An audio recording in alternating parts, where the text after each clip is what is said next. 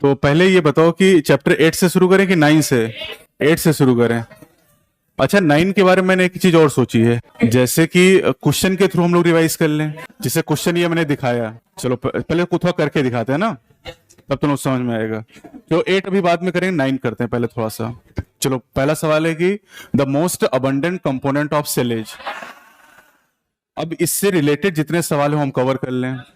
अब से यहां पे मैं अगला सवाल पूछूंगा कि most abundant organic compound, protein. अब मैं ये भी पूछूंगा कि वाटर कितने परसेंट, 70 से 90%। वाटर के बाद दूसरे नंबर पे प्रोटीन, के बाद न्यूक्लिक एसिड, उसके बाद कार्बोहाइड्रेट, नेक्स्ट लिपिड, और फिर तो एक तो ये तरीका कि क्वेश्चन के थ्रू हम सारा कुछ रिवाइज कर लें। समझ गए ना? अब मैं ये पूछूंगा कि प्रोटीन कितने परसेंट, 10 से 15, न्यूक्लिक एसिड 5 से 7, कार्बोहाइड्रेट, आयन और लिपिड। और ये वीडियो कल मिल ही गई होगी आपको, तो एक दिन पहले ये बता देंगे आपको कि क्या पूछेंगे कल। और मतलब तुमको अगर नीट के एक दिन पहले बता दिए कि ये पूछा जाए तो बता नहीं लोगे। तो मतलब ये जो क्रैश कोर्स, इसका पर्पज ये कि आपको टिप पे चीजें याद हो जाएं। चलो दूसरा सवाल देखते हैं। Starch is a polymer of glucose. अब स्टार्च होमोपॉलीमर की हेट्रो होमोपॉलीमर होता है, ब्रांच की अनब्रांच। हाँ, और स्टार्च जो होता है इसमें कौन सा टेस्ट देता है? Iodine test. और आयोडीन टेस्ट क्यों देता है? वाह भाई, बड़े होशियार हो तुम लोग। हेलिकल स्ट्रक्चर है, सेलुलोज आयोडीन टेस्ट नहीं देता क्योंकि उसमें कॉम्प्लेक्स हेलिक्स नहीं पाए जाते हैं, है ना?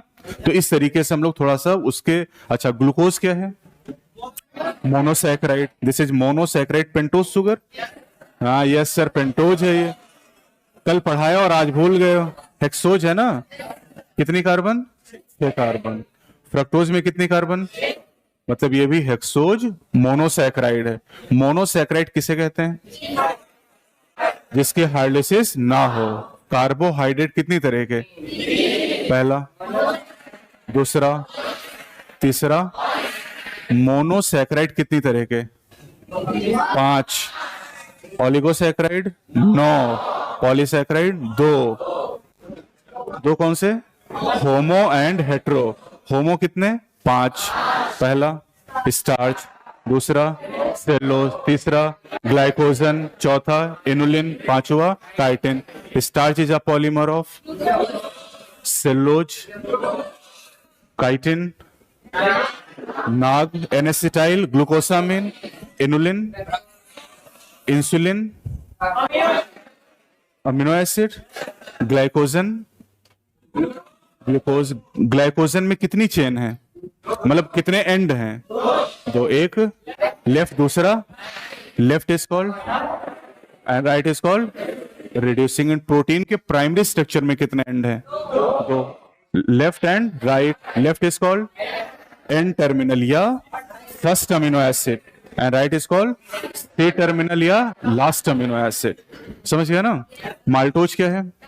डाइसैकेराइड। ये एक ओलिगोसैकेराइड है। ओलिगोसैकेराइड कितनी तरह के? सुनते नहीं हो क्या? ओलिगोसैकेराइड 9 तरह के।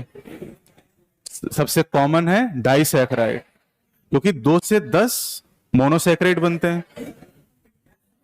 ओलिगो की हाइड्रोलिसिस करने पर 2 से 10 मोनोसैकेराइड बनते हैं, और 2 से 10 मतलब 9 तरह के हो गए। और सबसे कॉमन कौन है? डाइसैकेराइड। डाइसैकेराइड वो है जिनके हाइड्रोलिसिस करने पर 2 मोनोसैकेराइड बनते हैं। कितने हैं एग्जाम्पल? 3। कौन कौन से? Sucrose, maltose, lactose. सुक्रोज की हाइड्रोलिसिस करने पर ग्लूकोज प्लस फ्रक्टोज, माल्टोज से ग्लूकोज प्लस ग्लूकोज, और लैक्टोज से गैलेक्टोज प्लस ग्लूकोज। लैक्टोज की हाइड्रोलिसिस कौन करता है? बीटा गैलेक्टोसाइडेज, है ना? सुक्रोज की सुक्रेज किस में? प्लांट में कि एनिमल में? प्लांट में। एनिमल में इन्वर्टेज नाम का एंजाइम होता, और ये एनसीईआरटी ने अलग अलग जगहों पर जिक्र किया है। और जो बीटा गैलेक्टोसाइडेज आपने बताओ लैकोपेरॉन में लिखा हुआ है। इन्वर्टेज आपने जो बताया रेस्पिरेशन इन प्लांट में लिखा हुआ है। और जो माल्टोज है माल्टोज का सवाल अभी नीट में पूछा भी गया था। माल्टोज का फॉर्मूला बताओ, C12H22O11, और इन दोनों का बताओ C6H12O6। ये जो फॉर्मूला है माल्टोज का है, सुक्रोज का कि लैक्टोज का? तीनों का फॉर्मूला सेम होगा। चलो तीसरा सवाल, the essential chemical component of many coenzymes are proteins. वाह, दीज आर विटामिन्स। क्या ये? विटामिन्स। जैसे कोई कोएंजाइम का मुझे नाम बताओ। NADN, NADP। अबे कल ही तो बताया है, 4 ही तो कोएंजाइम बताए हैं। हाँ यस सर, कितने ही बताए हैं? 4 क्या बताए हैं? कोफैक्टर। पहला हीम, हीम के बाद NADP, जिंक। और कहा था 3 कैटेगरी में इनको डिवाइड करते हैं।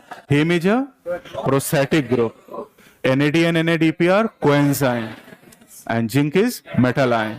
और इन तीनों को हम लोग कहते हैं कोफैक्टर्स। तो बताओ जिंक कोफैक्टर है कि मेटल आयन है? दोनों है। हीम प्रोस्थेटिक ग्रुप है कि कोफैक्टर है? दोनों। कोफैक्टर क्या होते हैं? Non protein part of holo enzyme. कुछ एंजाइम ऐसे होते हैं जिनको काम करने के लिए प्रोटीन के अलावा नॉन प्रोटीन पार्ट चाहिए, ऐसे एंजाइम को कहते हैं holoenzyme. The protein part is called apoenzyme and the non protein part is called cofactor. And cofactor कितनी तरह के? 3। पहला प्रोस्थेटिक ग्रुप, दूसरा कोएंजाइम, तीसरा मेटल आयन। और इसलिए हम कहते हैं all coenzyme are cofactor but all cofactor are not coenzyme. अब प्रोस्थेटिक ग्रुप कैसे हैं? ऑर्गेनिक कि इनऑर्गेनिक? ऑर्गेनिक कंपाउंड होते हैं। टाइटली कि लूजली? टाइटली बाइंड करते हैं। Example is the heme. तो हीम किसका प्रोस्थेटिक ग्रुप है? Catalase and peroxidase. कैटलेज और पेरोक्सिडेज क्या है? Holo enzyme. और ये क्या करते हैं? किस पैक करते हैं? हाइड्रोजन पेरोक्साइड पर। और किस में चेंज करते हैं? वाटर और ऑक्सीजन में। और खास बात ये कि heme is the part of active site. Active site कौन बनाता है? Tertiary structure, tertiary structure of protein. और हीम प्रोटीन है कि नॉन प्रोटीन?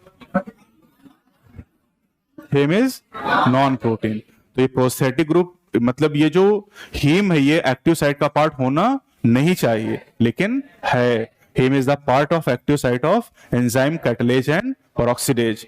दूसरा कोएंजाइम। तो कोएंजाइम ऑर्गेनिक कि इनऑर्गेनिक? ऑर्गेनिक है, लेकिन इनकी बाइंडिंग कैसी है? Transient, only during the course of catalysis. और इसीलिए एक ही कोएंजाइम अलग अलग समय में अलग अलग रिएक्शन को कैटलाइज कर सकता है। भूल गए क्या? भूल गए क्या? ये यस सर है क्या? अब 2 हमारे पास कोएंजाइम है, NADN, NADP। NAD is the full form बताओ।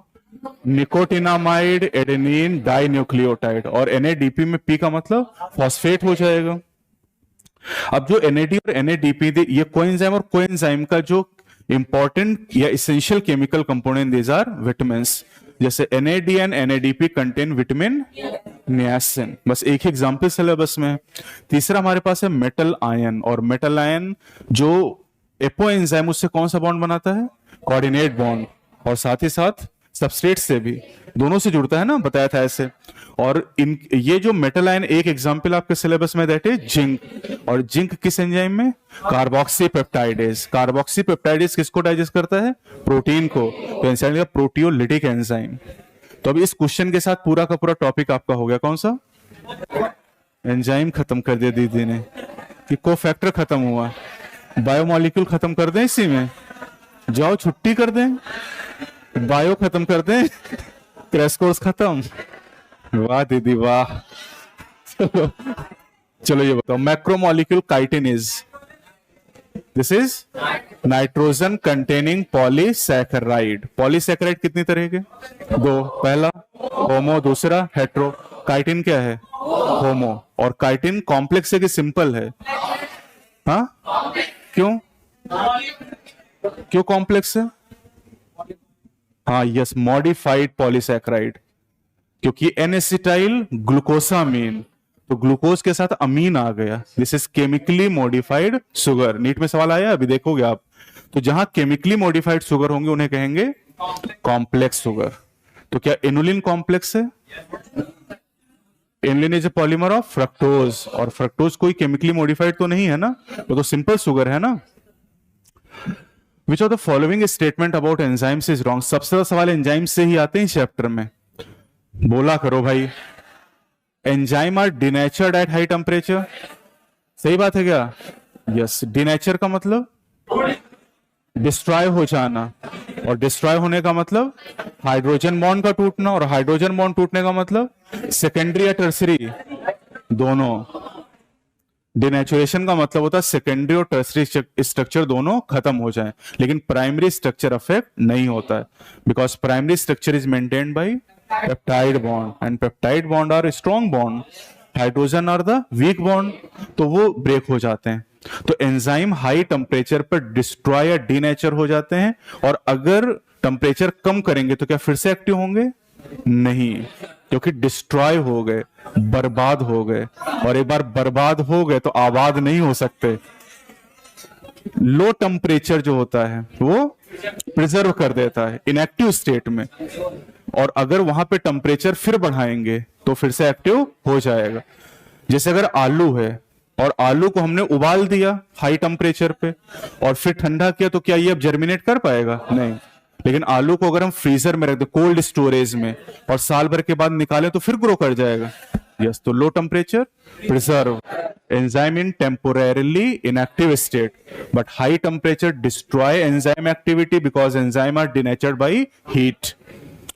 Enzyme are mostly protein but some are lipid also, नहीं ये तो गलत है। Some are nucleic acid also. कौन? Ribozyme. Ribozyme is RNA enzyme. For example 23S RNA कहां पर? बैक्टीरिया में। क्या काम करता है? Peptide bond formation. परसों बताई थी ये बात। एंजाइम आर हाईली स्पेसिफिक, बिल्कुल सही बात है। एक एंजाइम एक पर्टिकुलर सबस्ट्रेट पे एक्ट करता है, जैसे लाइपेज किसके लिए स्पेसिफिक है? लिपिड के लिए। न्यूक्लियस बीटा गैलेक्टोसाइडेज लैक्टोज के लिए। इन्वर्टेज सुक्रोज के लिए। तो enzyme are highly specific. Enzyme required optimum pH and temperature for maximum activity, सही बात है। यस। और इसलिए पीएच और टेम्परेचर का कर्व कैसा आता है? बेल शेप करवाता है। Transition state structure of the substrate form during the enzymatic reaction is transient and unstable. Transient मतलब बहुत कम देर के लिए, fraction of second, and unstable क्यों अनस्टेबल है? एनर्जी बहुत ज्यादा है, और एनर्जी और स्टेबिलिटी में रिलेशन इनवर्स होता है। ट्रांजिशन स्टेट और सबस्ट्रेट के बीच का गैप क्या है? Activation energy. और एंजाइम क्या करता है? एक्टिवेशन एनर्जी को कम करता है, और एक्टिवेशन एनर्जी के कम होने से रास्ता छोटा हो जाता है। रास्ता छोटा होगा तो टाइम कम लगेगा, और रेट और टाइम में कैसा रिलेशन? इनवर्स। टाइम कम लगेगा तो रेट बढ़ जाएगा। तो enzyme increases the rate of reaction by decreasing the activation energy. A phosphoglyceride is always made up of phosphoglyceride। तो पहले तो यहाँ ग्लिसराइड लगा हुआ है। ग्लिसराइड हमने पढ़ा है लिपिड कितनी तरह के? 4। पहला फैटी एसिड, दूसरा ग्लिसरॉल, तीसरा ग्लिसराइड, और चौथा कॉन्जुगेटेड लिपिड। तो अब ग्लिसराइड अगर कह रहे मतलब इसमें 2 चीजें होनी चाहिए। क्या? Fatty acid and glycerol. पहले तो हमने फैटी एसिड पढ़ा। फैटी एसिड की अगर हम बात करें तो कैसे रिप्रेजेंट करते हैं? RCOOH। मतलब इसमें एक R ग्रुप है। R is the alkyl and carboxyl. और कार्बोक्सिल में कितनी कार्बन? 1, और एल्काइल में 1 से 19 तक 19 है। तो इसका मतलब फैटी एसिड में 2 से 20 तक। याद 2 ही करनी। एक पॉमिटिक एसिड कितनी कार्बन? और अरेकिडोनिक में 20। अब फैटी एसिड 2 तरह की, सैचुरेटेड एंड अनसैचुरेटेड। और ये सवाल बहुत आता है। सैचुरेटेड वो है जिनमें कार्बन कार्बन के बीच डबल बॉन्ड ना हो, और अनसैचुरेटेड में हो। तो palmitic acid is saturated and arachidonic acid is unsaturated. तो ये बहुत पूछा जा रहा है इस समय नीट में।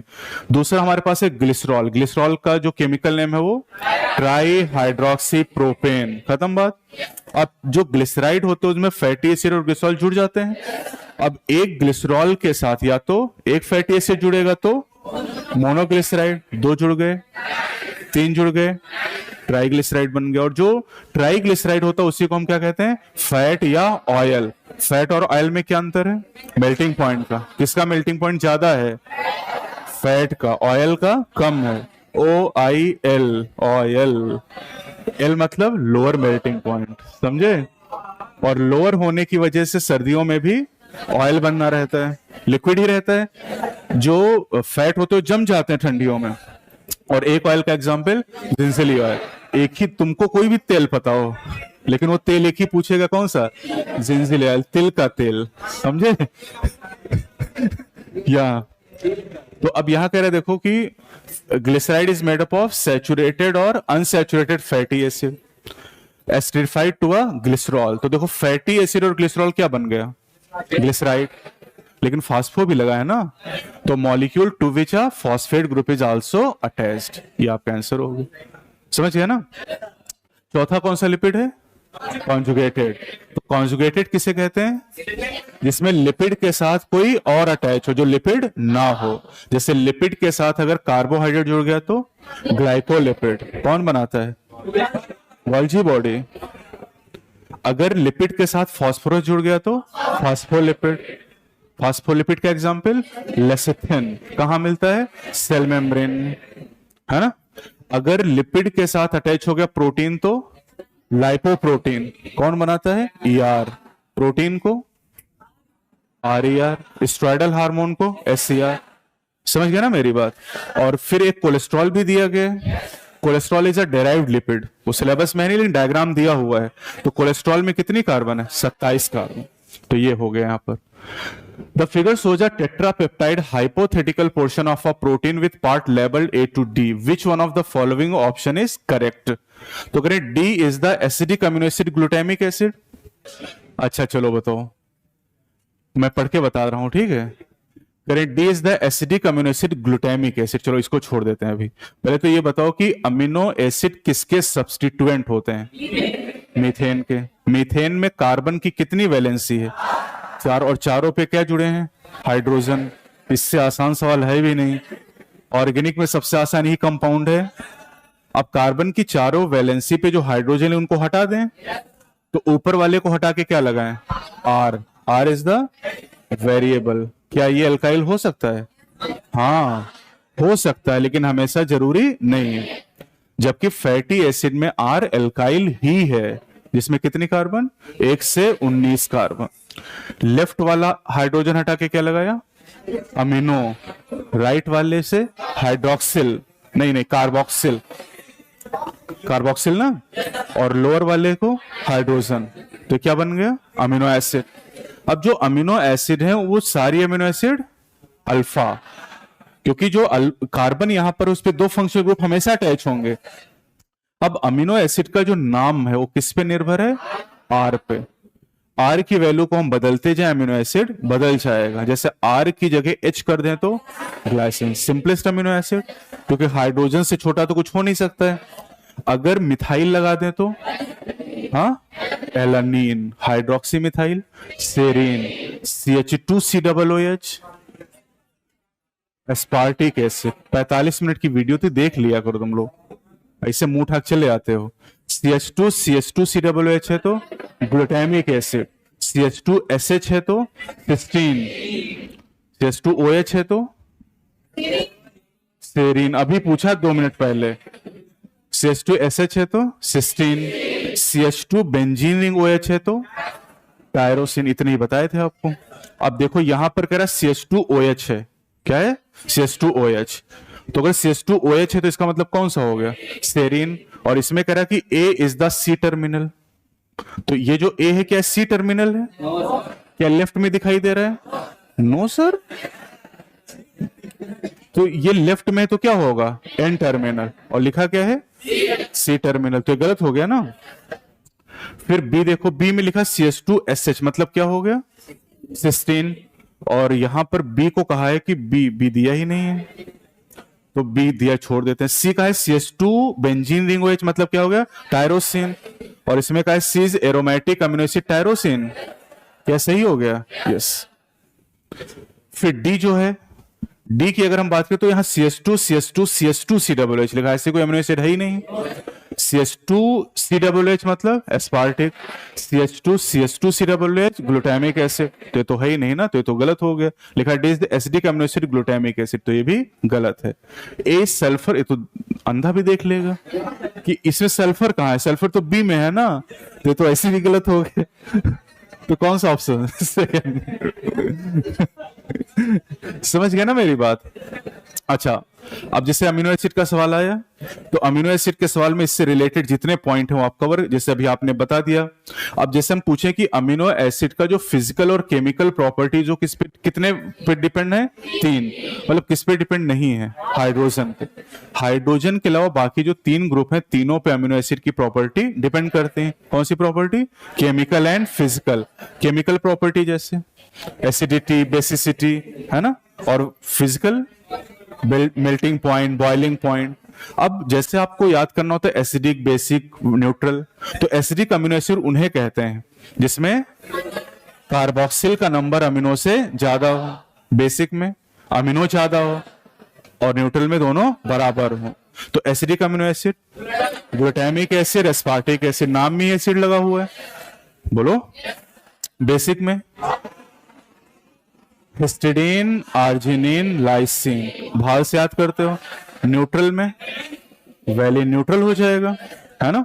फिर अगर हम बात करें sulphur containing, cysteine and methionine, और मिथियोनिन को कौन कोड करता है?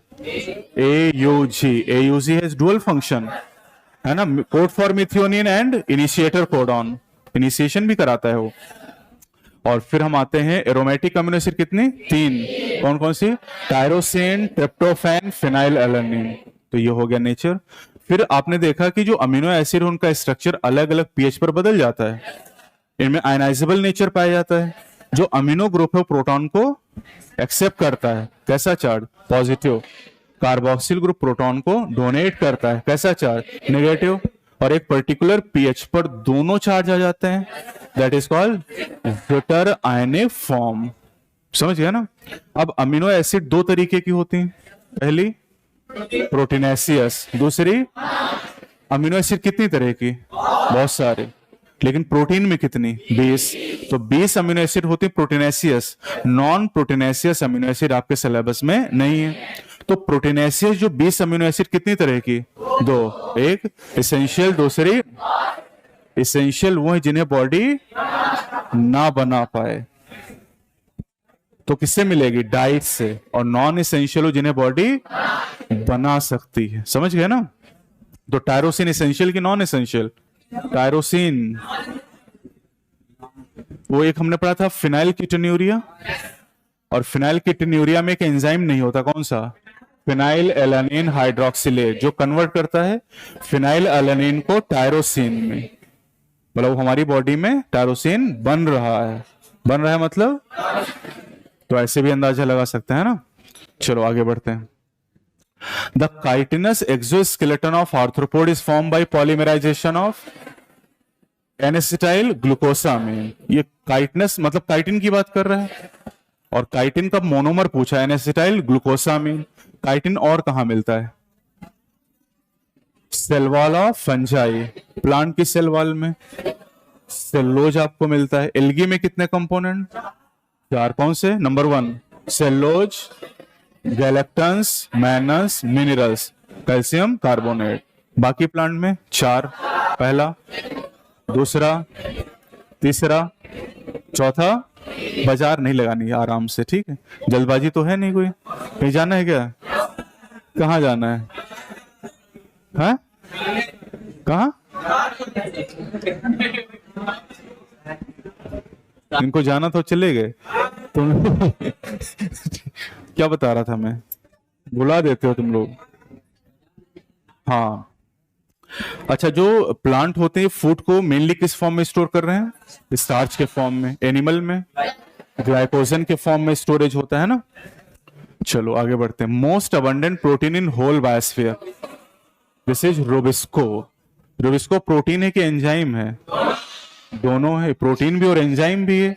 इस एंजाइम का यूज कहां होता है? अब एक कैल्विन साइकिल, C3 साइकिल कि C4 साइकिल? दोनों में क्या बात कर रहे हो भाई? C3 प्लांट में कि C4 प्लांट में? दोनों में। रुबिस्को C3 और C4 दोनों प्लांट में, लेकिन दोनों साइकिल में नहीं। समझे ना, दोनों अलग अलग बातें हैं। साइकिल अलग है, प्लांट अलग है। C4 प्लांट एग्जाम्पल बताओ। मेज, सोरगम, सुगर केन। और इन प्लांट में C3 साइकिल है कि C4? और main C3 is main pathway, क्योंकि शुगर उसी से बननी है। और C3 प्लांट में C3 साइकिल ही है, दैट इज केल्विन। और केल्विन साइकिल में कितने स्टेप हैं? 3। पहला, दूसरा और तीसरा। तो रुबिस्को कहां यूज होता है? कार्बोक्सिलेशन पहले स्टेप पे यूज होता है। And this is the most abundant enzyme, most abundant protein. और एनिमल में सबसे ज्यादा कोलेजन। कोलेजन सबसे अबंडेंट हमारी बॉडी में है। और हमारी बॉडी में सबसे अबंडेंट टिश्यू कौन है? Connective tissue. और कोलेजन कहां होता है? Connective tissue. ऐसे भी अंदाजा लगा लो कि सबसे अबंडेंट टिश्यू के अंदर सबसे अबंडेंट प्रोटीन पाई जाती है। समझ गया ना? अब प्रोटीन के बहुत सारे काम भी आपने याद किए थे। तो प्रोटीन एंजाइम की तरह काम करता है, जैसे trypsin, hormone, insulin, glucose transport, GLUT4, है ना? इसके अलावा एंटीबॉडी, डिफेंस और रिसेप्टर किसके बने होते हैं? प्रोटीन के। कौन से रिसेप्टर? टेस्ट, स्मेल, हार्मोन, है ना? इसके अलावा intracellular ground substance collagen, and collagen is the most abundant protein. A typical fat molecule is made up of. तो फैट से क्या समझे? ट्राइग्लिसराइड। यस, फैट या ऑयल अगर कहा गया तो समझोगे ट्राइग्लिसराइड। और ट्राइग्लिसराइड अगर तो कितने ग्लिसरॉल? 3। कितने ग्लिसरॉल? 1। और फैटी एसिड? यही गलती एक हो जाती। पहला ऑप्शन भी मिल गया। कैन वाह, देखो नीट वाले भी सवाल नहीं बना पाते, इतने आसान आसान सवाल पूछते हैं। तो 1 ग्लिसरॉल एंड 3 फैटी एसिड, इन्हीं को ट्राइग्लिसराइड भी कहते हैं। The amino acid tryptophan is the precursor for the synthesis of melatonin and serotonin. याद करना पड़ेगा, 2016 में पूछा गया था। मेलेटोनिन जानते हो क्या? कौन सी ग्लैंड? Pineal gland. और सेरोटोनिन मास्ट सेल और बेसोफिल। तो मास्ट सेल और बेसोफिल सिक्रीट करते हैं सेरोटोनिन को। और सेरोटोनिन का रोल क्या है? एंटी इंफ्लेमेटरी की इन्फ्लेमेटरी? इन्फ्लेमेटरी। एंटी इंफ्लेमेटरी कौन है? स्टेरॉयड, एड्रेनालिन, वो एंटी इंफ्लेमेटरी होते हैं। ये तो इन्फ्लेमेशन कॉज करता है। Allergy is due to the secretion of histamine and serotonin. उसकी वजह से एलर्जी होती है। और एलर्जी में क्या होता है? खांसी आना, छींक आना, इनको खुजली होती है एलर्जी। अरे खुजली लाल। और मेलेटोनिन का क्या काम है? हाँ, मेलेटोनिन रोल प्ले करता है। कई सारे काम थे वैसे। वो एक कोड बताया था, याद है? DPMTs, तो defence, diurnal rhythm, 24 hour rhythm, याद आ रहा है? Pigmentation, M for menstrual cycle and metabolism, T for temperature और S for sleep wake cycle. The non proteinaceous enzyme is ribozyme. किससे बना है? RNA से। कौन सा RNA? 23S RNA। कहां? बैक्टीरिया में। क्या करता है? Peptide bond formation. Next, which of the following is the least likely to be involved in stabilizing the 3-dimensional folding of most protein? पहले सवाल समझ पाए कि नहीं समझ पाए? कह रहे हैं कि प्रोटीन के 3 डायमेंशनल मतलब टर्सरी। प्रोटीन का स्ट्रक्चर कितने लेवल पे पढ़ते हैं? 4। पहला, दूसरा, तीसरा और चौथा। तो primary structure is maintain due to peptide bond. Secondary structure कैसा है? हेलिक्स या सीट के फॉर्म में। हेलिक्स वाला अल्फा हेलिक्स और सीट वाला बीटा प्लेटेड सीट। अल्फा और बीटा स्ट्रक्चर किसने दिए? Linus Pauling. कौन इनसे इन्फ्लुएंस थे? GN रामाचंद्रन। अब जो सेकेंडरी स्ट्रक्चर है वो फट से फोल्ड करता है? और बनाता है tertiary, and tertiary structure is hollow woollen ball like, और tertiary structure is absolutely necessary for many biological activities of protein. और उसी टर्सरी स्ट्रक्चर में पॉकेट है जिन्हें एक्टिव साइट कहते हैं, और एक्टिव साइट होगा तभी तो सबस्ट्रेट जुड़ पाएगा और तभी तो ईएस बनेगा, and ES is obligatory. ES नहीं बनेगा तो ईपी नहीं बनेगा, प्रोडक्ट नहीं बन पाएगा। तो इसका मतलब करें कि 3 डायमेंशनल फोल्डिंग, मतलब टर्सरी स्ट्रक्चर बनाने के लिए कौन सा बॉन्ड सबसे कम, लीस्ट लाइकली, किस बॉन्ड के होने की संभावना सबसे कम है? तो अब बताओ कौन सा? Ester bond. क्योंकि एस्टर बॉन्ड किसका बॉन्ड है? लिपिड का। तो लिपिड का बॉन्ड प्रोटीन में तो नहीं आएगा ना। बाकी बॉन्ड भले आपने सुने हो, देखो बाकी ऑप्शन हो सकता है जानते ही ना हो, हाइड्रोफोबिक इंटरेक्शन होता सुना ही ना हो आपने, लेकिन थोड़ा दिमाग अगर लगाओगे एग्जाम में तो आप कर लोगे कि लीस्ट कह रहा है और प्रोटीन कह रहा है, और एस्टर बॉन्ड किसका फीचर है? लिपिड का और न्यूक्लिक एसिड। न्यूक्लिक एसिड में होता नहीं बॉन्ड, फास्फोएस्टर फास्फोडाइएस्टर। चलो अभी डिस्कस करेंगे। विच of the following describe the given graph correctly? कौन सा ग्राफ? ग्राफ चलो ये भी दे देंगे ग्राफ तुम लोगों को, ठीक है। Which of the following statement is correct with reference to enzyme? चलो ग्राफ में बना दो, कहो इसका। देखो ग्राफ ये वाला था इसका,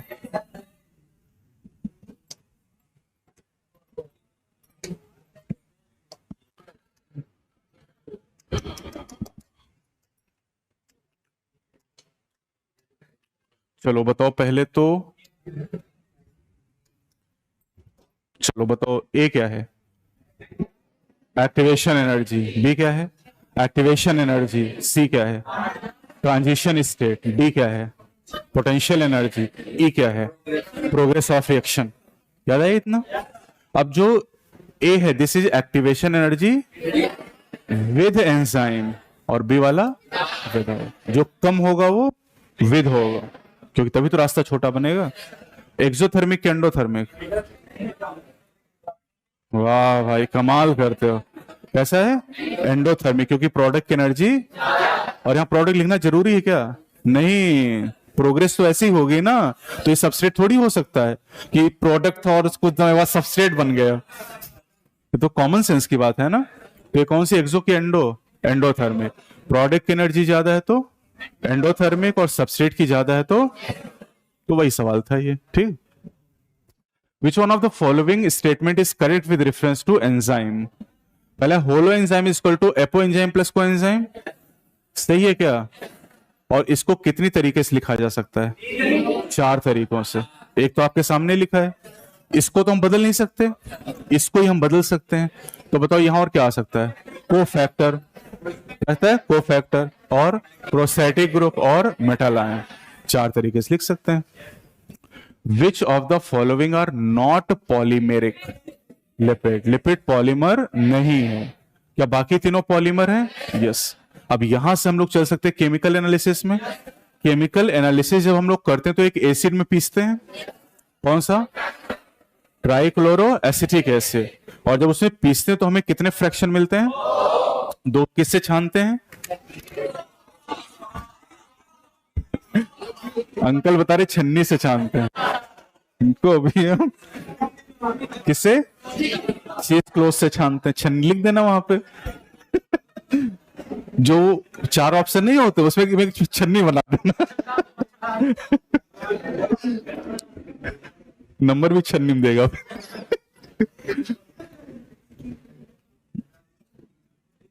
छन्नी छानने के बाद जो बर्तन में आ जाता है उसे क्या कहते हैं? फिल्ट्रेट या एसिड सॉल्युबल पूल। और जो ऊपर छन्नी में रह गया वो रिटेंटेट या, तो रिटेंटेट में कितने कंपाउंड? और चारों ऑर्गेनिक, कोई एक्सेप्शन नहीं। अब इन 4 में 4 यही हैं। कौन से 4? Protein, polysaccharide, nucleic acid, lipid. अब इन 4 में लिपिड को अगर छोड़ दें तो बाकी तीनों जो है ट्रू मैक्रोमोलिक्यूल। ट्रू मैक्रोमोलिक्यूल होने के लिए 2 प्रॉपर्टी चाहिए। नंबर 1 मॉलिक्यूलर वेट 10,000 डाल्टन या उससे ज्यादा होना चाहिए, और पॉलीमर होना चाहिए। तो protein are polymer of amino acid, nucleic acid, nucleotide, polysaccharide, monosaccharide. Lipid are not polymer. और लिपिड का मॉलिक्यूलर वेट कितना है? 800 डाल्टन से कम है, 800 डाल्टन से कम है। और अगर हम फिल्ट्रेट की बात करें तो फिल्ट्रेट में कितने कंपाउंड? थाउजेंड्स। ऑर्गेनिक या इनऑर्गेनिक, दोनों तरह के कंपाउंड हैं। और उनका मॉलिक्यूलर वेट कितना? 18 से 800 डाल्टन के बीच में। और अगर हम लिपिड की बात करें तो इनका मॉलिक्यूलर वेट 800 डाल्टन से कम है। तो लिपिड कहां होनी चाहिए? फिल्ट्रेट में कहां है? रिटेंटेट में क्यों है? वाटर इनसॉल्युबल वेस्किल, 3 वर्ड गिन के बताए थे आपको। तो इस हिसाब से अगर हम देखें तो लिपिड ट्रू मैक्रोमोलिक्यूल नहीं है, ये माइक्रोमोलिक्यूल है, लेकिन मैक्रोमोलिकुलर फ्रैक्शन यानी रिटेंटेट में पहुंच गई हैं। Next, the 2 functional group characteristic of sugar are. एक तो कार्बोनिल होगा और दूसरा हाइड्रोक्सिल। कार्बोनिल 2 तरीके का, एक एल्डिहाइड और दूसरा कीटोन। जैसे ग्लूकोज एल्डिहाइड है कि कीटोन है? एल्डिहाइड है। और फ्रक्टोज कीटोन। और हाइड्रोक्सिल मतलब OH, तो OH तो पाया ही जाएगा। तो कोई भी अगर शुगर या कार्बोहाइड्रेट तो उसमें 2 ग्रुप होंगे, कार्बोनिल एंड हाइड्रोक्सिल। ये भी नीट में सवाल है। कौन कैनावेलिन A इज लेक्टिन। अब यहां से भी बहुत सवाल आता है। ये जो लेक्टिन है क्या है? Secondary metabolite. मेटाबोलाइट किसे कहते हैं? जो मेटाबॉलिज्म में इन्वॉल्व हो। और मेटाबोलाइट कितनी तरह के? 2, प्राइमरी सेकेंडरी। प्राइमरी वो है जिनका फंक्शन हमें पता है होस्ट के अंदर, होस्ट मतलब जो इसे बना रहा है। और सेकेंडरी उन्हें कहते हैं जिनका काम हमें होस्ट के अंदर पता नहीं, इस समय नहीं पता है, फ्यूचर में हो सकता पता चल जाए। तो अब यहां पर जो सेकेंडरी मेटाबोलाइट, क्या वो एनिमल बनाता है? नहीं। सेकेंडरी कौन बनाता है? Plant, bacteria, fungi. हमारी बॉडी में कोई सेकेंडरी मेटाबोलाइट प्रोड्यूस नहीं होता है, हम केवल क्या बनाते हैं? प्राइमरी। अब सेकेंडरी में, क्योंकि प्राइमरी बहुत सारे हैं तो हम केवल क्या याद करेंगे? Secondary.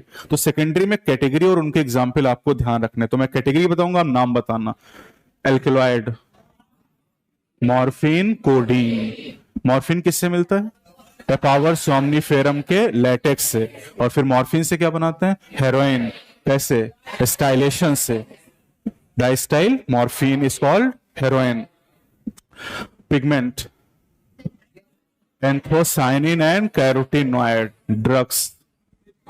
Vinblastine and curcumin toxin. Abrin and ricin essential oil. Lemon grass oil, याद है? Polymeric substances, rubber, gum, cellulose, terpenoids, monoterpene, diterpene and lectins, concanavalin A। हो गई। इसके अलावा और भी हैं, एंटीबायोटिक, फ्लेवेनॉइड्स, सेंट, स्पाइसेस, ये भी सब सेकेंडरी मेटाबोलाइट हैं। प्लांट इन्हें प्रोड्यूस करता है, क्यों ये हम शायद नहीं जानते हैं, मतलब इनका हमें फिजियोलॉजिकल रोल नहीं पता। हाँ, इकोलॉजिकल रोल पता हो सकता है। जैसे पेपावर ने मॉर्फिन क्यों बनाया? डिफेंस के लिए, ग्रेजिंग हर्बियोर और प्रेडेशन से बचने के लिए। लेकिन हम इसको अपने फायदे के लिए यूज करते हैं, as a sedative and painkiller. Morphine का ही तो यूज है। और कुछ लोग एब्यूज भी करते हैं, नशे के लिए यूज करने लगते हैं। तो ह्यूमन के लिए फायदेमंद हो सकता है, लेकिन प्लांट में इसके फिजियोलॉजिकल रोल की जानकारी हमें नहीं है। जैसे पेनिसिलियम नोटेटम ने पेनिसिलिन बनाया, क्यों बनाया? पता नहीं। हम यूज कर रहे हैं, हमारे लिए दवाई है। हम बैक्टीरियल डिजीज को ट्रीट करने के लिए एंटीबायोटिक का यूज कर रहे हैं। एंटीबायोटिक के द्वारा हमने कई डेडली डिजीज को ट्रीट कर लिया, जैसे डिप्थीरिया, प्लेग, लेप्रोसी एंड वुफिंग कफ, 4 नाम दिए गए थे। तो ये सेकेंडरी मेटाबोलाइट के, और बहुत पूछा जाता है। एक तो एंजाइम का क्वेश्चन खूब आता है, दूसरा secondary metabolite. Ramachandran plot is use to confirm the structure of protein. Protein के साथ ही आप इसको पढ़ते भी हैं। रामचंद्रन ने किस प्रोटीन का स्ट्रक्चर दिया था? कोलेजन। कौन सा? Triple helical model of collagen, published in nature in the year 1954। और रामचंद्रन का जन्म कब हुआ? 1922। पीएचडी की degree 1949 from the Cambridge university, और कैम्ब्रिज में पढ़ाई करते समय इनकी मुलाकात किससे हुई? लाइनस पॉलिंग से। इन्होंने एक छोटा सा स्कूल बनाया था, नाम बताओ? Madras school of conformational analysis of biopolymer. और वहीं पे सवाल भी दिया गया, Ramachandran plot. Which of the following organic compound is the main constituent of lecithin? Lecithin is a phospholipid. कहां मिलता है? सेल मेम्ब्रेन में पाया जाता है। और ये जो लेसिथिन है, लेसिथिन एक टाइप का क्या? कॉन्जुगेटेड लिपिड है। Phospholipid is conjugated lipid. Phospholipid, glycolipid, lipoprotein, these are conjugated lipid. Lectin अलग है, लेसिथिन अलग है। Lectin is secondary metabolite, concanavalin A. Purine found both in DNA and RNA, adenine and guanine. और यहीं पर अगर मैं पिरिमिडीन पूछ लूं तो क्या करोगे? हाँ, साइटोसिन, थाइमिन एंड यूरेसिल। क्या करोगे? साइटोसिन, तब केवल साइटोसिन होगा, क्योंकि pyrimidine found both in DNA and RNA, cytosine. Thymine और यूरेसिल दोनों में तो नहीं है ना। तो चलो यही सब डिस्कस कर लेते हम लोग नाइट्रोजनस बेसिस को। नाइट्रोजनस बेस का जो टॉपिक है वो दिया गया हेट्रोसाइक्लिक रिंग कंपाउंड के अंदर। तो हेट्रोसाइक्लिक और होमोसाइक्लिक जानते ही हो। होमोसाइक्लिक वो है जिनकी रिंग के अंदर एक ही जैसे एटम हो, एक ही जैसे एटम हो। कितने? कम से कम 6 नहीं, 3 कम से कम, तभी तो रिंग बनेगी। रिंग बनाने लिए 3 एटम चाहिए ना कम से कम। 2 से रिंग बन गई, और 1 से कम से कम 3 तो चाहिए ना। जैसे बेंजीन होमोसाइक्लिक है क्या? कितने रिंग हैं? और रिंग के अंदर कितनी तरह के एटम? एक तरह के। कितने एटम? लेकिन सब एक ही तरह के हैं। दूसरा एग्जांपल तुम लोग बताओ। नेप्थलीन, कितनी रिंग? 2। और कितने एटम? 10 कार्बन एटम है वहां पर। तो ये तो होमोसाइक्लिक हो गए। हेट्रोसाइक्लिक उन्हें कहते हैं जिनकी रिंग में एक से ज्यादा तरह के एटम हो, नॉट एक से ज्यादा एटम हो, एक से ज्यादा तरह के एटम हो। और इसमें सबसे बढ़िया एग्जांपल है नाइट्रोजन बेस। नाइट्रोजन बेस कितनी तरह के? 2। पहला प्यूरिन, दूसरा पिरिमिडीन। प्यूरिन डबल रिंग की सिंगल रिंग? Double ring. और पिरिमिडीन सिंगल रिंग। प्यूरिन के एग्जाम्पल कितने? 2, ए जी। और पिरिमिडीन में 3, C T U. C is common in both. Thymine is present in DNA and uracil is present in. अब जो nucleic acid होते, these are the polymer of nucleotide. Nucleotide में कितने component? पहला sugar, दूसरा, तीसरा। शुगर कितनी तरह की? पहला राइबोज, दूसरा राइबोज किसमें? डीऑक्सीराइबोज डीएनए में, है ना। अब सबसे पहले शुगर के साथ कौन जुड़ता है? Nitrogen base. शुगर के पास कितनी कार्बन? 5। पेंटोस शुगर यहां पर। तो किस कार्बन पे जुड़ेगा? 1 प्राइम। पहली नहीं होता, 1 प्राइम होता है। पहली पे जुड़ेगा, 1 प्राइम पे जुड़ेगा। कौन सा बॉन्ड? N glycosidic bond. क्या बन गया? न्यूक्लियोसाइड। और न्यूक्लियोसाइड आरएनए में कितनी तरह के? 4। डीएनए में 4। तो आरएनए में अगर ए है तो एडिनोसिन, और डीएनए में डीऑक्सीएडिनोसिन। जी है तो, और डीएनए में। समझ गए इतनी बात? अब न्यूक्लियोसाइड के साथ कौन जुड़ेगा? फॉस्फेट। फॉस्फेट किससे जुड़ेगा? शुगर से। किस प्राइम पे? 5 प्राइम पे। कौन सा बॉन्ड? फास्फोएस्टर बॉन्ड। और तब बनेगा न्यूक्लियोटाइड। तो अगर एडेनिन है तो क्या बनेगा? एडेनाइलिक एसिड। और डीएनए में साइटोसिन है तो डीएनए में डीऑक्सीसाइटिडाइलिक एसिड। और आरएनए में साइटिडाइलिक एसिड। समझ गया ना मेरी बात? और फिर जब 2 न्यूक्लियोटाइड जुड़ेंगे, कौन सा बॉन्ड? फास्फोडाइएस्टर। तो बनेगा डाई न्यूक्लियोटाइड। और ऐसे जुड़ते जाएंगे बहुत सारे, तो बनेगा polynucleotide. And polynucleotide is also called nucleic acid. And polypeptide is called protein. तो polypeptide, polynucleotide, polysaccharide, these are true macromolecule of the cell. ये बात भी एनसीईआरटी ने लिख दी है। तो इस तरीके से डीएनए आरएनए, इस चैप्टर में इतना ही रेफरेंस आपको दिया गया, बाकी इसके आगे हम लोग बात करेंगे जेनेटिक्स में। तो ये कहानी हो गई, आगे बढ़ते। विच of the following glucose transporter is insulin dependent. अब ये एनसीईआरटी ने इंसुलिन डिपेंडेंट वाली बात लिखी नहीं है, लेकिन हमें एक ही दिया गया तो कोई कंफ्यूजन नहीं है। This is GLUT4। GLUT4 क्या है? प्रोटीन जो किसकी तरह काम करती है? ट्रांसपोर्टर की तरह, मतलब कैरियर प्रोटीन है जो सेल में किसको ट्रांसपोर्ट करे? ग्लूकोज को। चलो, कोएंजाइम और metal ion that is tightly bound to enzyme protein is called prosthetic group. गलत बात है ना, ये तो उल्टा सीधा लिख दिया बहुत। A complete catalytic active enzyme with its bound prosthetic group is called apo enzyme. कुछ बताओ, हाँ नहीं कुछ बोल दिया करो ऐसे। तो कंप्लीट कह रहे तो complete enzyme is called holo enzyme, not apo enzyme. Apo enzyme is protein part of holo enzyme. The complete enzyme is called holo enzyme. तो दोनों गलत है क्या? दोनों गलत है, मतलब सेकंड हो जाएगा।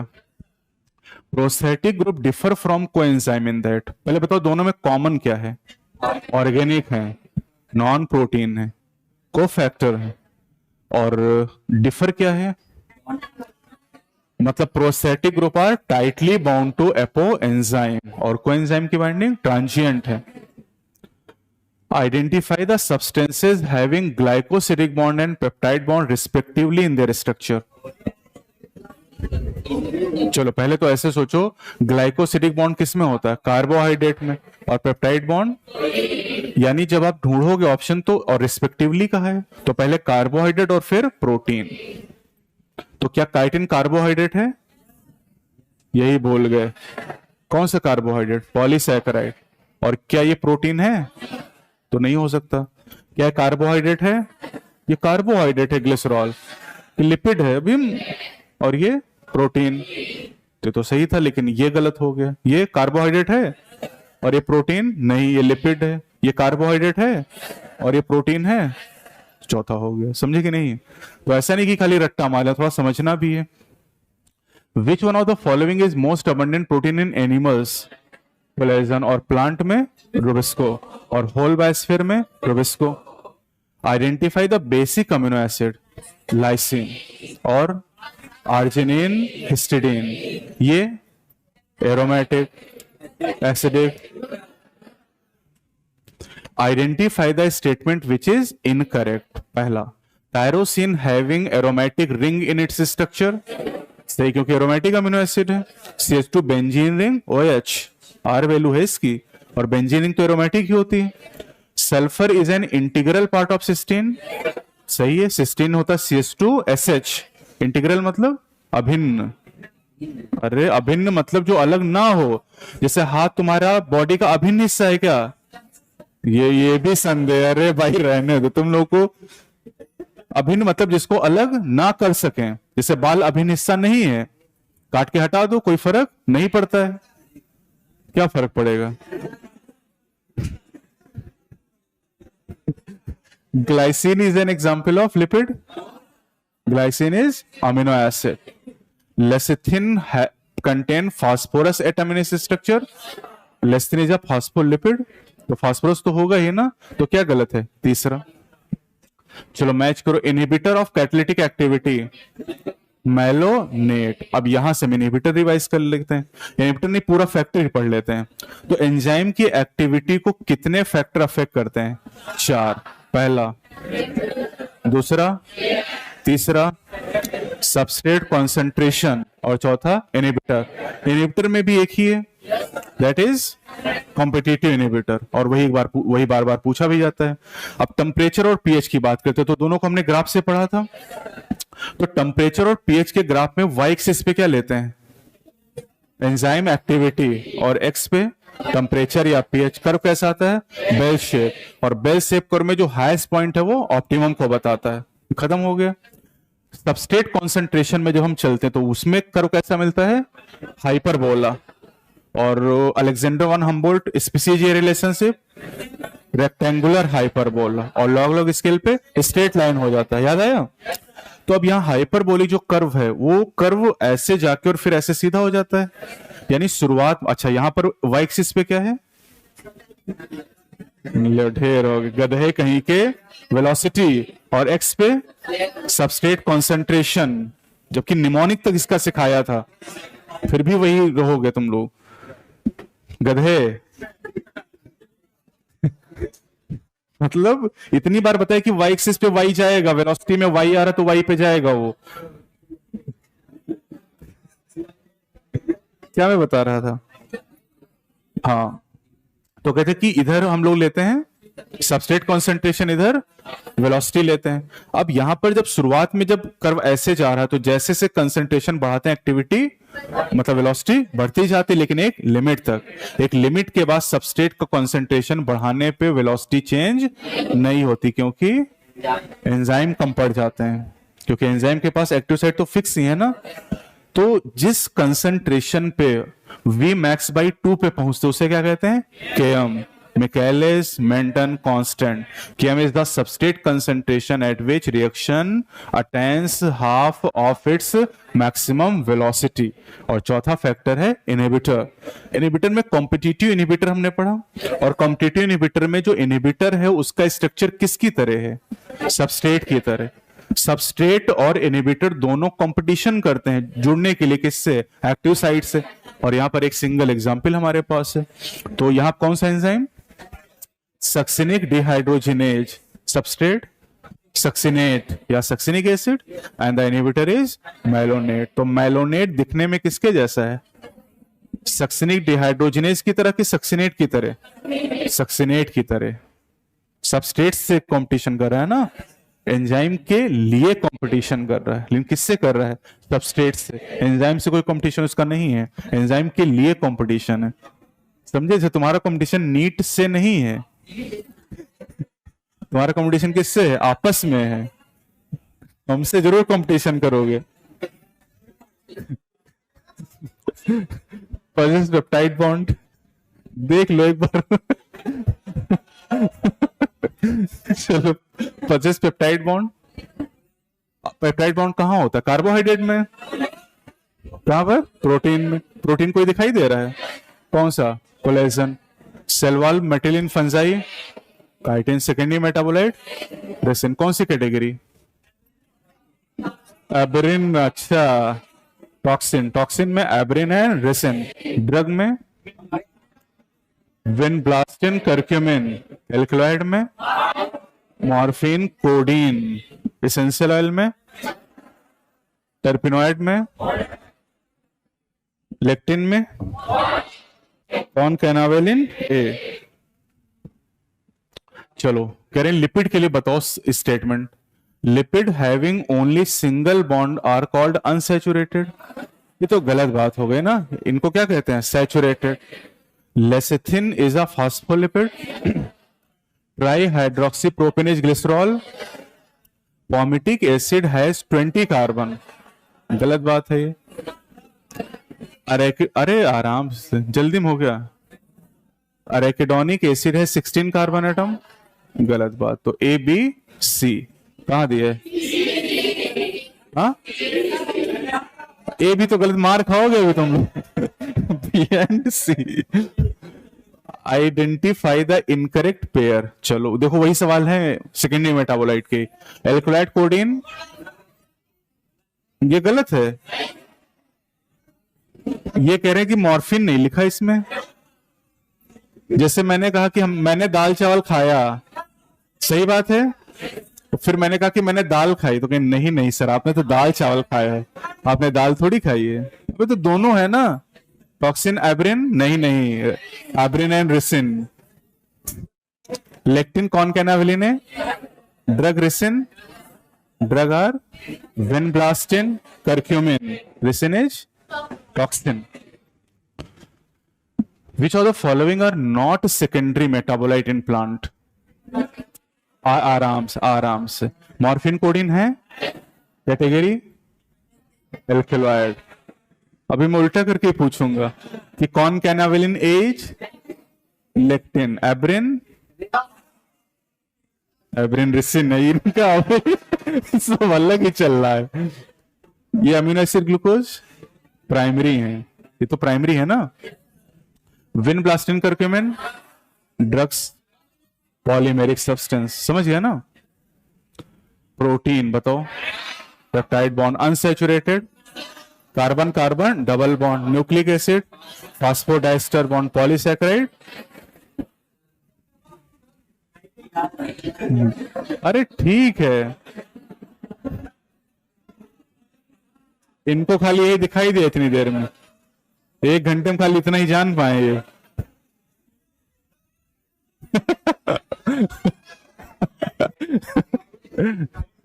एक्सोस्केलेटन ऑफ आर्थ्रोपोड काइटिन, है ना। और ये ग्लूकोसामीन क्या है?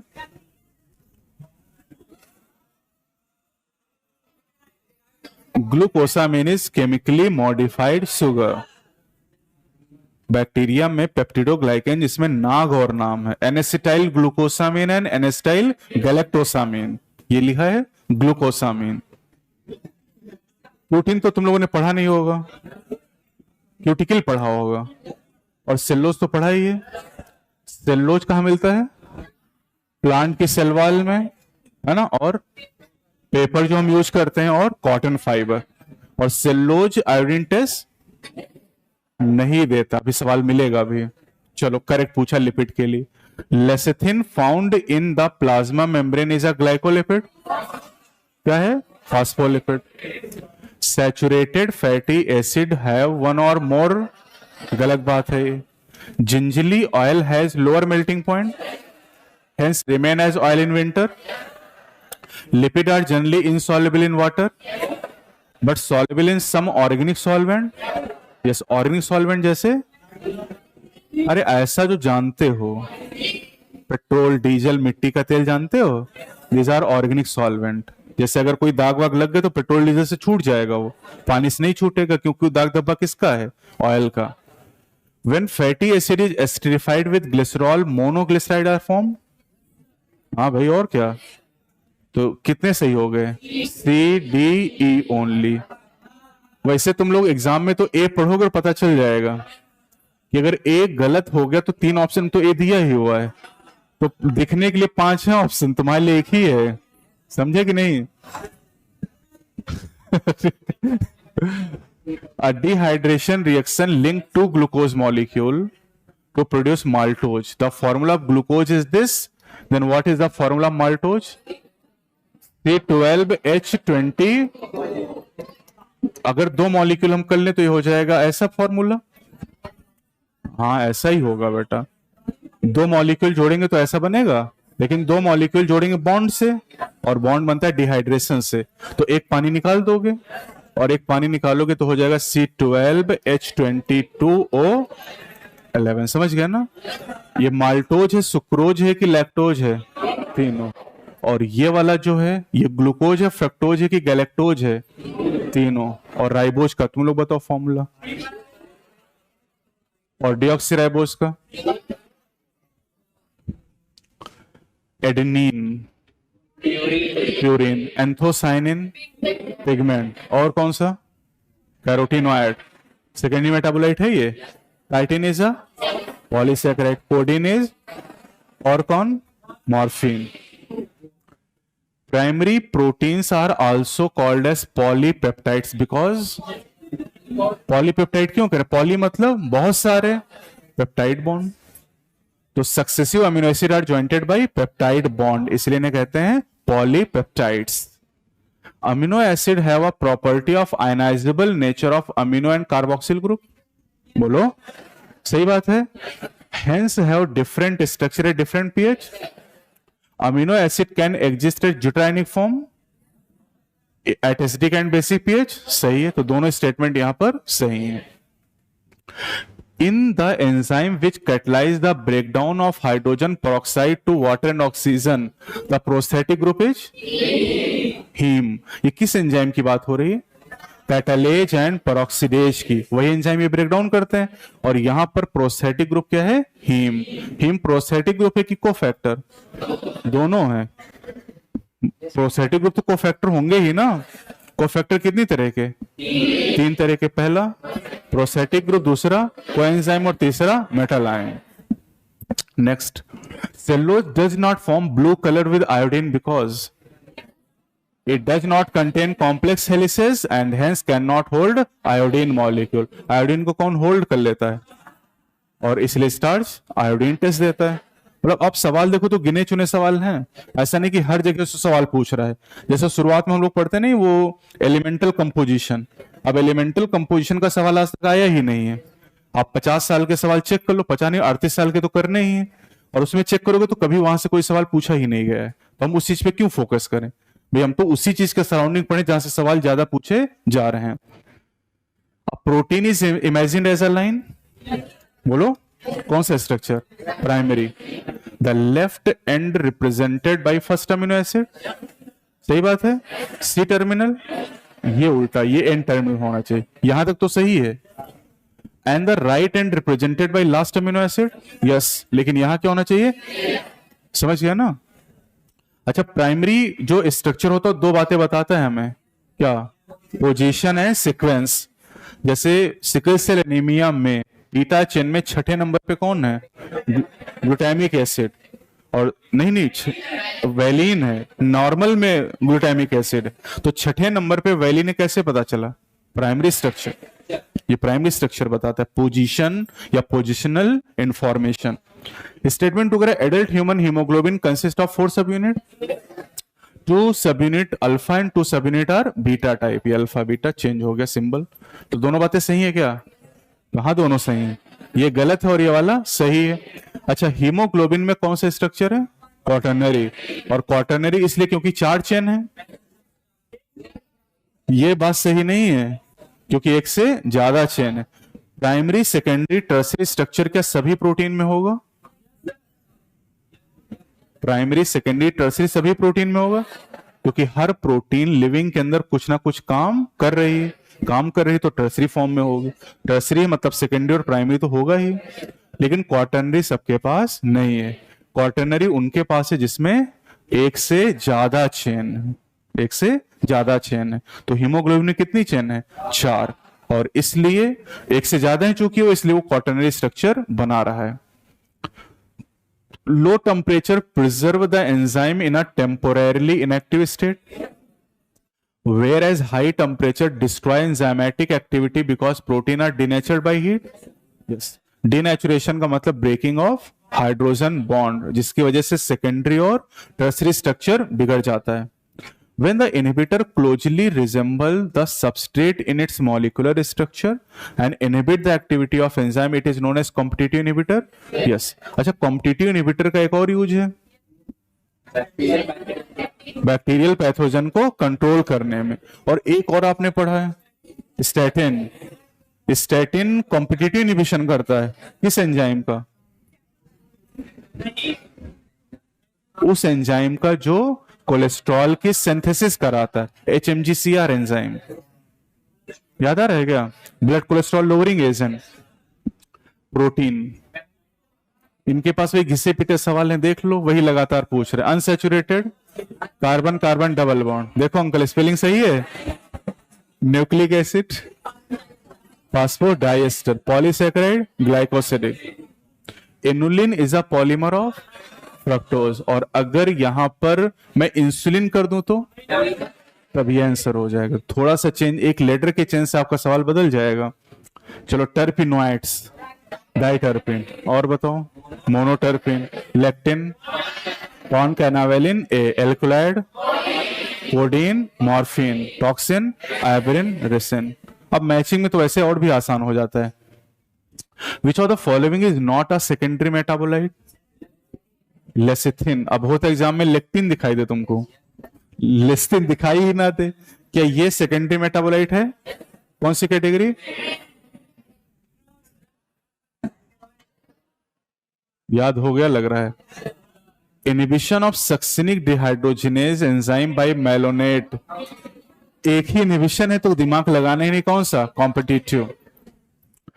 Lecithin, a small molecular weight organic compound found in living tissue is an example of phospholipid.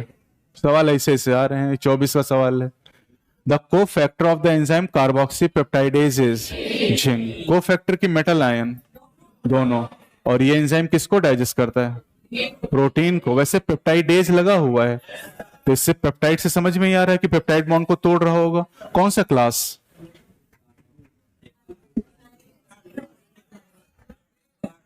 तीसरा क्लास, हाइड्रोलेज। एंजाइम के कितने क्लास हैं? 6। On the basis of type of reaction they catalyse. और कितने सब क्लास हैं? 4 से 13। और नाम कितनी डिजिट में? 4 डिजिट में। तो पहला क्लास ऑक्सीडो रिडक्टेज या डिहाइड्रोजिनेज, दूसरा ट्रांसफिरेज, तीसरा हाइड्रोलेज, चौथा लाइज, पांचवा आइसोमिरेज और छठा लाइगेज। लाइगेज जोड़ने वाला है, जैसे डीएनए लाइगेज। तो ये तीसरे क्लास में आएगा और साथ लाइसोसोम में होगा। प्रोटीएज है एक टाइप का ये। अरे यार चलो, ग्लूट 4 इंट्रासेलुलर नहीं, इनेबल ग्लूकोज ट्रांसपोर्ट। इंट्रासेलुलर कौन बता रहा है? Insulin hormone. और ये हार्मोन कौन बनाता है? बीटा सेल और पेनक्रियाज। और इस इंसुलिन का टारगेट क्या है? Hepatocyte and adipocyte. और ये ग्लूकोज को ग्लाइकोजन बदलता है या ग्लाइकोजन को ग्लूकोज में? ग्लूकोज को ग्लाइकोजन में। तो ब्लड ग्लूकोज लेवल को कम करता है, यानी insulin is a hypoglycaemic hormone. तीसरा ट्रिप्सिन एंजाइम। तो एंजाइम है ट्रिप्सिन, और ये भी हाइड्रोलिटिक एंजाइम है। किसको डाइजेस्ट करेगा? प्रोटीन को। ये भी protein digesting enzyme. And collagen is intercellular ground substance. Lipase, ester bond nuclease, phosphodiester bond protease, और एमाइलेज। न्यूक्लियस कितनी तरह के? 2। एक एक्सोन्यूक्लियस, दूसरा एंडोन्यूक्लियस। और एंडोन्यूक्लियस कितनी तरह के? अबे 900 तरह के हैं। और 9 याद कराए थे। पहला कौन था? हिंदी 2। एक और याद किया था, EcoR1। और EcoR1 का तो रिकॉग्निशन सीक्वेंस भी याद किया था। तो देखो एक सवाल को कितनी जगह आप लिंक कर सकते हो। चलो करें कैटालिटिक साइकिल। कैटालिटिक साइकिल में ये स्टेप आपको अरेंज करने। तो पहला स्टेप देख के बताओ कौन सा होगा? Substrate binding to the active site. Active site substrate जुड़ेगा तो क्या बनेगा? सबस्ट्रेट एंजाइम कॉम्प्लेक्स, ES बन जाएगा। ES बनने के बाद chemical bond of the substrate broken, और फिर रिलीज ऑफ प्रोडक्ट, और फिर free enzyme ready to bind. कहा था कि एंजाइम की खास बात है कि रिएक्शन में कभी खर्च नहीं होता है, हार्मोन खर्च हो जाता है। तो क्या बना सीक्वेंस? E A। अब E एक कर लोगे एग्जाम में तो इतने से काम हो जाएगा तुम्हारा, आगे देखने की जरूरत ही नहीं पड़ेगी। Which of the following is a nucleotide? Tide पहचानने का तरीका? Acid, adenylic acid. डीएनए में क्या? आरएनए में? आरएनए में। डीएनए में क्या नाम होगा? Deoxy adenylic acid. And deoxy adenylic acid is DNTP। याद आया? Deoxy ribo nucleoside triphosphate nucleotide, dual function. ये क्या है? Nucleoside. Uridine is a nucleoside. ये क्या है? Nitrogen base. ये क्या है? न्यूक्लियोसाइड। ये क्या है? Nucleotide. Ligases is a class of enzyme responsible for catalyzing the linking together of two compound. Which of following bond is not catalyzed by it? तो लाइगेज किसको नहीं जोड़ता? CC बॉन्ड को। कार्बन कार्बन बॉन्ड को ये नहीं जोड़ता है। कौन सा? लाइगेज। बाकी सारे बॉन्ड जोड़ देगा। ये CC बॉन्ड होता कहां है? हाँ, कार्बोहाइड्रेट्स। जो कार्बोहाइड्रेट होते हैं उनके बीच CC बॉन्ड बनेगा। Which of the following are not fatty acid? सबके ज्यादातर के नाम में एसिड लगा है। Glutamic acid is amino acid, तो फैटी एसिड नहीं है। अरेकिडोनिक एसिड फैटी एसिड है? Palmitic acid, lecithin fatty acid, lipid है लेकिन फैटी एसिड नहीं है। Aspartic acid amino acid. तो अगर कौन सी फैटी एसिड नहीं है? तो A B D। मार खाओगे। A D। थर्ड हो जाएगा क्या? चलो, ये डायग्राम दिखाई दे रहा है क्या? क्या लिखा है इसमें?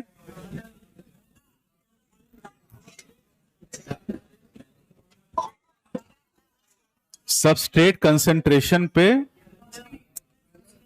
सबस्ट्रेट कंसंट्रेशन और वेलोसिटी में पूछा ना ग्राफ, तो कौन सा होगा? पहला ही हो जाएगा, क्योंकि ये कैसा दिख रहा है? हाइपरबोला, और यहां स्ट्रेट लाइन हो गया है। तो यहां पे इसका मतलब कि इसके बाद चाहे सबस्ट्रेट कितना भी बढ़ा दो, वेलोसिटी चेंज नहीं होगी। ये किसका है? टेम्परेचर और पीएच का। ये किसका है? लॉग लॉग स्केल पे स्ट्रेट लाइन हो जाएगा। ऐसा तो कोई है नहीं बायो में। बायो में ऐसा कहां कोई ग्राफ है? क्या है ये? हाँ, ये रेक्टेंगुलर हाइपरबोला है। मुझे नहीं, तुम लोग जानो, तब तक तो कुछ भी बता दो। enzyme that catalyze the removal of group from substrate by mechanism other than hydrolysis leaving double bond are known as। एक तरीके क्या बताया था? लाइज। कि डबल बॉन्ड अगर बनेगा तो हो जाएगा वो लाइज। अच्छा, जो डिहाइड्रोजनेज या डिहाइड्रोजनेज नहीं, ट्रांसफरेज जो होता है ग्रुप ट्रांसफर करता है, लेकिन कौन सा ग्रुप नहीं हो? हाइड्रोजन के अलावा। हाइड्रोजन ट्रांसफर हो गया मतलब पहला ही क्लास बन गया ना, डिहाइड्रोजनेज या ऑक्सीडोरिडक्टेज। चलो, primary structure, polypeptide structure of protein chain. Secondary, alpha helix and seat. Tertiary, disulphide structure of protein bond, वो देखोगे बना होगा उसमें सल्फाइड अल्फाइड। एंड क्वाटरनरी में ह्यूमन ऑफ प्रोटीन, कुछ उल्टा सीधा हो गया। ह्यूमन हीमोग्लोबिन प्रोटीन, कुछ ऐसा हो रहा होगा। समझ गए ना तुम लोग? भावनाओं को समझो खाली। Ribozyme, non proteinaceous enzyme. Lecithin, lipid. Glutathione and vitamin, जैसे एनएडी और एनएडीपी क्या है? विटामिन है। अच्छा गधे कहीं के, एनएडी और एनएडीपी क्या है? कोएंजाइम। और उन कोएंजाइम में कौन सा विटामिन? ऐसे एक ही तो एग्जाम्पल है, ज्यादा विटामिन है नहीं सिलेबस में। जैसे दही में विटामिन B12 लैक्टोबैसिलस बढ़ा देता है ना। Which of the following is not a complex polysaccharide? Inulin. Inulin is not a complex, बाकी सब कॉम्प्लेक्स है। ये देखो, chitin is the N acetyl glucosamine, तो ग्लूकोज आ गया ना। अरे यार, पॉलीसैकेराइड है, ग्लूकोज है, लेकिन अमीन भी तो आ गया ना। नॉर्मली आप देखो तो जैसे इनुलिन फ्रक्टोज है, क्या कोई अमीन है वहां पर? नहीं है, कार्बोनिल है और हाइड्रोक्सिल है। ग्लूकोसामीन, ये देखिए यहां अमीन लगा ही हुआ है, N acetyl galactosamine. The catalytic cycle of an enzyme action is described by. तो कैटालिटिक साइकिल में 4 स्टेप होते, पहला क्या होगा? The substrate bind with the active site of enzyme, और बाइंडिंग के बाद टाइट बाइंडिंग, यानी substrate induces the enzyme to alter it shape. Shape बदलेगा, टाइट बाइंडिंग हो जाएगी, और उसके बाद एंजाइम प्रोडक्ट कॉम्प्लेक्सेस फॉर्म, और फिर एंजाइम रिलीजेस द प्रोडक्ट। तो क्या बना? CBDA। CBDA सेकंड ऑप्शन हो जाएगा। The following can be found as a zwitterion. Amino acid, zwitterion कौन बनाता है? Amino acid. अब ऐसे सवाल एग्जाम में आते हैं। Which of the following statement is incorrect about enzyme? They are highly substrate specific. बिल्कुल स्पेसिफिक होते हैं। In thermophilic organism, enzyme can catalyze reaction at high temperature that is 90 degree Celsius. सही बात है क्या? कौन सा ऑर्गेनिज्म? Thermos aquaticus. कौन सा एंजाइम? Tag polymerase. कौन सा प्रोसेस? PCR। कितने स्टेप? पहला, दूसरा और तीसरा एक्सटेंशन। और एंजाइम कहां यूज होगा? एक्सटेंशन में। एक्सटेंशन के लिए यूज होगा। डिनेचुरेशन हाई टेम्परेचर पे करते हैं, एनलिंग में प्राइमर जोड़ते हैं, और एक्सटेंशन के लिए एंजाइम चाहिए, और एंजाइम चाहिए, और एंजाइम, और क्या चाहिए? अबे न्यूक्लियोटाइड चाहिए ना। तो दिमाग लगाया करो तुम लोग, उसमें लिखा है प्लस करके न्यूक्लियोटाइड। तो क्योंकि डीएनए बना रहे हो ना, DNA is a polymer of, तो न्यूक्लियोटाइड भी देने पड़ेंगे ना। कितनी तरह के? 4 तरह के, ए टी जी सी 4 देने पड़ेंगे ना। All enzyme are proteinaceous in nature, नहीं ये तो गलत बात है ना। सम एंजाइम है वो मेटल आयन, यस। कौन से एंजाइम? ऐसे एंजाइम को क्या कहते हैं? होलो एंजाइम। और उस एंजाइम का नाम है, एक enzyme carboxy peptidase. Which of the following graph explain the effect of pH on the enzyme? अब पहले तो pH अगर कहा तो कैसा कर, बेल शेप। दो तो खत्म हो गया, बेल शेप 2 है। अब इसमें एक्सिस चेक करनी पड़ेगी, तो वाई एक्सिस पे क्या आता है? एंजाइम एक्टिविटी, तो यही हो जाएगा पहला वाला, इससे पहचान पाओगे। चलो, टॉक्सिन, रेसिन एंड एब्रिन। इतनी बार पढ़ो कि गुस्सा आने लगे। ये क्या वही बात, तुम्हारे पास और कोई काम धाम नहीं है? पॉलीमेरिक और रबर, सेलुलोज, लेक्टिन, ड्रग, और ये समझ में आ रहा होगा कि सेकेंडरी से बहुत सवाल आ रहा है। कोलेजन, सेकंड वाला कर लेंगे, थर्ड करेंगे ना। ग्लूट4, गिने चुने सवाल हैं, वही बार बार पूछ रहे हैं। ट्रिप्सिन, रुबिस्को,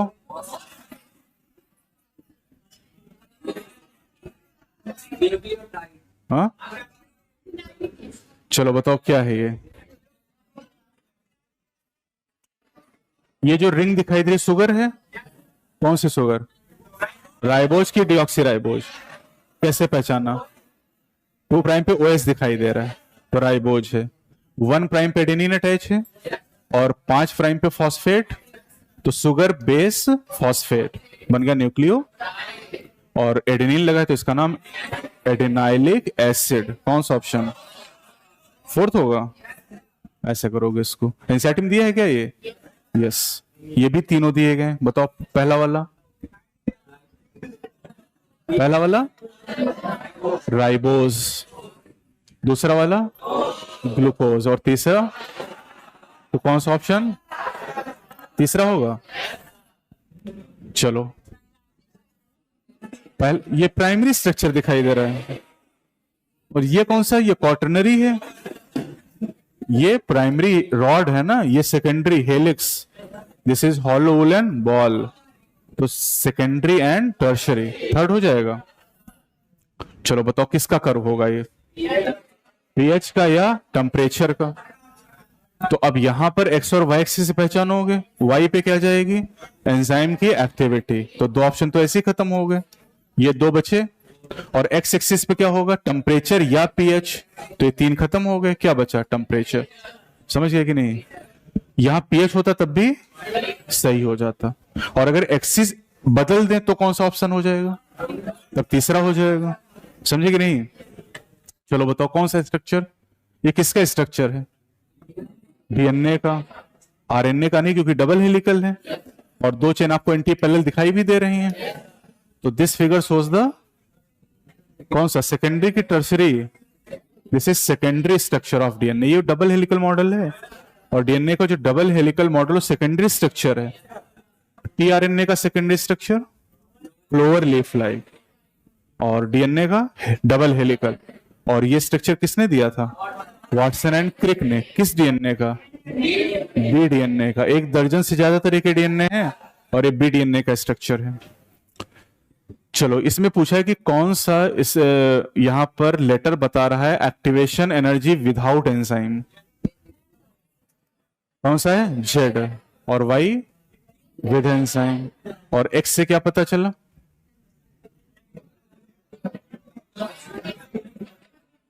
एक्स से क्या पता चला? कि रिएक्शन एंडोथर्मिक है, क्योंकि जो एक्सोथर्मिक, सॉरी, क्योंकि सबस्ट्रेट की एनर्जी ज्यादा है। चलो पहचानो, क्या एडेनाइलिक एसिड ही है? वही फिर आ गया क्या? ए एडेनिन। कैसे पहचाना? Double ring. बी यूरेसिल, क्योंकि एडेनिन और यूरेसिल ही दिया है, तो वही पूछेगा। ग्वानिन पूछ ही नहीं सकता आपसे, जानता है तुम लोगों को। कि जो लिख दे वही नहीं बता पा रहे हो तो बाहर से जरूर पूछेगा। सी क्या है? हाँ, एडिनोसिन। और डी क्या है? यूरिडीन, क्योंकि फॉस्फेट नहीं लगे हैं तो इसलिए ये ये न्यूक्लियोसाइड और ये न्यूक्लियोसाइड, दोनों न्यूक्लियोसाइड ही। और साइड और टाइड में अंतर एसिड का होता है, फास्फोरिक एसिड का। चलो बताओ, ए क्या है? Transition state. बी क्या है? पोटेंशियल एनर्जी, हम ही बता दें सब। सी क्या है? Without enzyme. और डी क्या है? With enzyme. कर लोगे ना? चलो, एक्स पहचानना है और कंपाउंड पहचानना है। एक्स ऑप्शन मत देखो बैले, इधर देखो एक्स क्या क्या हो सकता है। ए हो सकता है, जी हो सकता है, सी हो सकता है, टी हो सकता है, यू हो सकता है, क्योंकि OH लगा हुआ है, मतलब राइबोज है। तो राइबोज में थाइमिन तो आ नहीं सकता है, तो इन चार में कुछ भी हो सकता है। मतलब यहां बेस जुड़ेगा भाई ले, और बेस अगर जुड़ेगा तो न्यूक्लियोसाइड बनेगा। तो न्यूक्लियोसाइड यानी कैटेगरी जो मॉलिक्यूल को न्यूक्लियोसाइड है और कंपोनेंट यूरेसिल यहां दिया इसलिए सही, वैसे इन चारों में से कुछ भी लिख दें तब भी सही हो जाएगा। चलो, इसमें आपसे पूछा कि पेप्टाइड बॉन्ड बनाना है, बताओ कौन से ग्रुप इन्वॉल्व हो सकते हैं?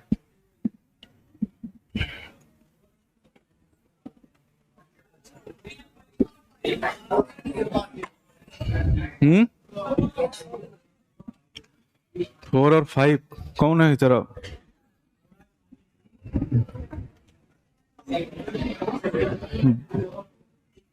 4 और 5 मतलब एक अमीनो एसिड में ही बॉन्ड बना दो। ये बेचारे एक अमीनो एसिड अपसे बॉन्ड बना लेगा, दूसरे जुड़ते नहीं है। अरे बॉन्ड बनाने के लिए 2 अमीनो एसिड चाहिए ना, तो ऐसे सोचो कि 1 4 1 5 2 5। अब ऐसे थोड़ी सोचो 5 6 बॉन्ड बना ले रहे हैं।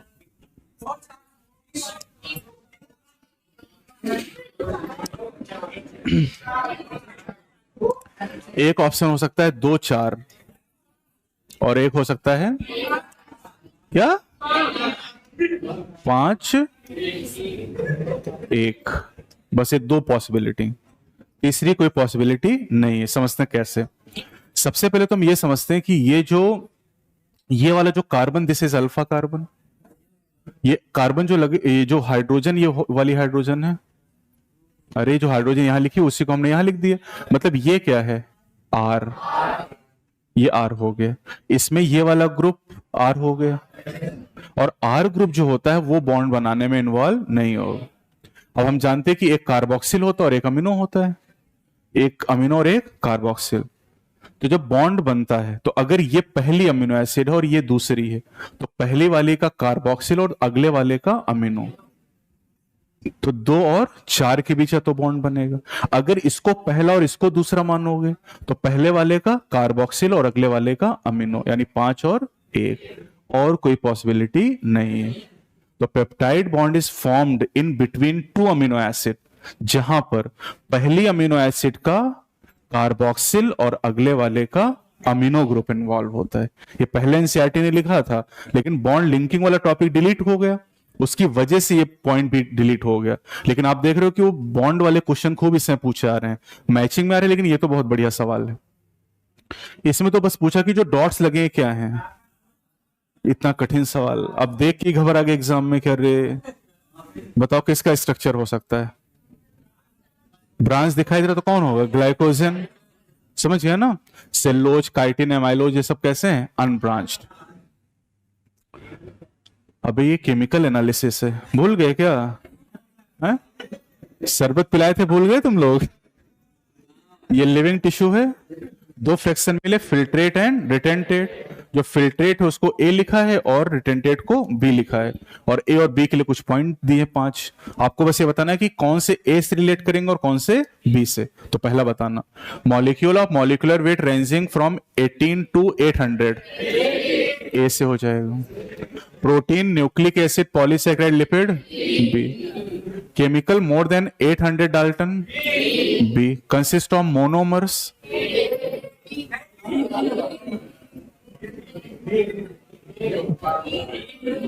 बी होगा कि ए होगा? और इट जनरली हैज पॉलीमर, ये ए हो जाएगा। थोड़ा दिमाग भी लगाया करो तुम लोग। पॉलीमेरिक कौन से हैं? रिटेंटेट वाले, बस इसमें एक एक्सेप्शन है, कौन? लिपिड। कर लोगे ना? चलो ये बताओ, कुछ जान पा रहे हो इसमें? ये देखो, ये शुगर दिखाई दे रही है यहाँ? ये शुगर है क्या? शुगर है ना ये। और ये क्या दिखाई दे रहा है? दो रिंग दिखाई दे रही है क्या? मतलब ये नाइट्रोजन बेस एडेनिन ही होगा, और इधर फॉस्फेट लगा है, मतलब न्यूक्लियोटाइड। न्यूक्लियोटाइड। तो इसमें कौन सा ऑप्शन? हाँ, सेकंड हो जाएगा। An adenine base with ribose and monophosphate. अब यहां एडेनिन दिखाया ही गया, तो एडेनिन का कोई दूसरा ऑप्शन नहीं, तो हम ये नहीं सोचेंगे कि यहां OH लगा कि नहीं लगा है। अगर वो डीएनए आरएनए का ऑप्शन दिया होता, राइबोज डीऑक्सीराइबोज को, तो हम सोच भी सकते थे, लेकिन यहां ज्यादा OH आपको दिखाया ही नहीं है। कुछ जान पा रहे हो तुम लोग?